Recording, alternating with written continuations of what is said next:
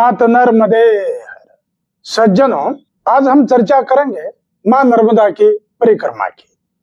परिक्रमा केवल पैरों से नहीं होती, वो होती है जीवन से, वो होती है मन से, वो होती है साधना से। सज्जनों, जीवन एक प्रवाह है। जीवन में कई लोग मिलते हैं।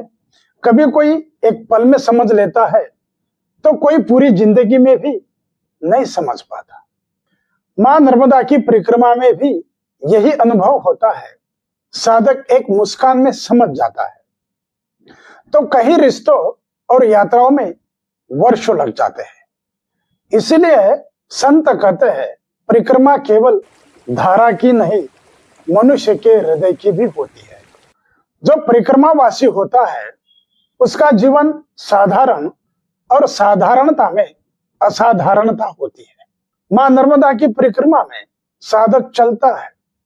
साधारण वेश, नंगे पांव के भी कुछ साधक चलते हैं, कुछ लोग बिना दिखावे के चलते हैं, पर उसका तेज, उसकी आभा असाधारण होती है। सज्जनों, यही जीवन का रहस्य है। साधारण रहो पर जीवन इतना पवित्र बनाओ कि लोग उसमें असाधारणता देखें। मां नर्मदा कहती है, मैं जल हूं, साधारण हूं, पर जब कोई मुझसे जुड़ता है तो उसमें उसे गहराई, पवित्रता और शक्ति का अनुभव होता है। परिक्रमा क्या है? कठोरता और सरलता का संतुलन परिक्रमा है। मां नर्मदा की परिक्रमा की जो राह है वो इतनी सरल नहीं है। कभी तपता रेगिस्तान, कभी घना जंगल, कभी पत्थरों से भरे घाट, तो कभी सुनसान घाट, पर साधक प्रसन्न मुद्रा में हंसते हुए चलता है। बाहरी रूप से कठोर पर भीतर से सरल और भक्ति में लीन। यही जीवन का तरीका है। कठोर परिस्थितियों में भी सरल बने रहना, चिंताओं में भी शांत रहना परिक्रमा का एक और रहस्य है। साधक जब चलता है तो उसके पास कोई सुविधा नहीं होती। उसका भोजन अनिश्चित है, उसका रात्रि का विश्राम अनिश्चित है, फिर भी वो शांत दिखता है क्योंकि उसका विश्वास मां नर्मदा के ऊपर है। यही शिक्षा हमें जीवन देती है।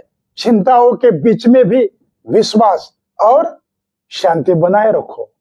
परिक्रमा का पहला दिन डर, भय, संकोच इन सब से भरा हुआ है, पर जब साधक हजारों मील चलकर लौटता है तो उसके चेहरे पर विजय की आभा होती है। जीवन भी ऐसा ही है।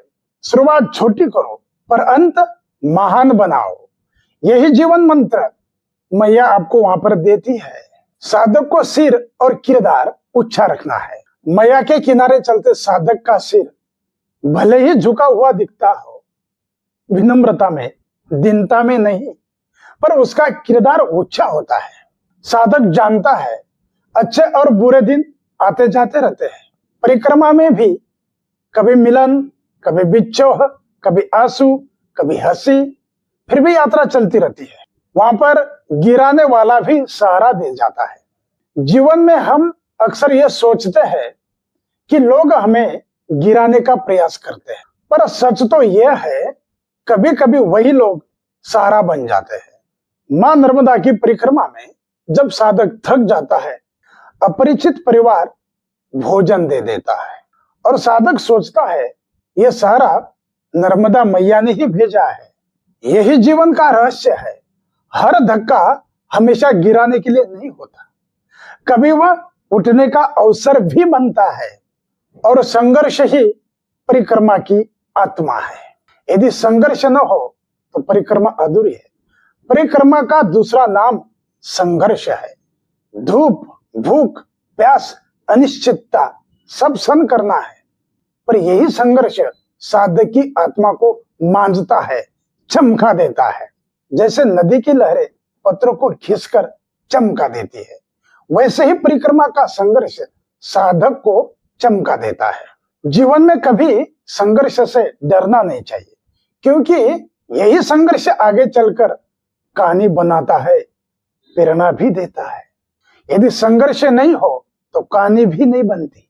सज्जनों, नर्मदा मैया की परिक्रमा हमें यही सिखाती है किसी को समझ पाना ही साधना है, साधारण रहकर असाधारण दिखना ही जीवन की गहराई है, कठोर बनकर भी सरल रहना ही संतुलन है, चिंताओं में भी शांति रखना ही भक्ति है, और संघर्ष से न डरना ही विजय का रहस्य है।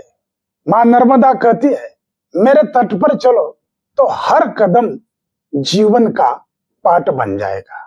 यदि वीडियो पसंद आए तो इसे लाइक करिए, शेयर कीजिए और चैनल को सब्सक्राइब कीजिए। नर्मदे हर, मात नर्मदे हर।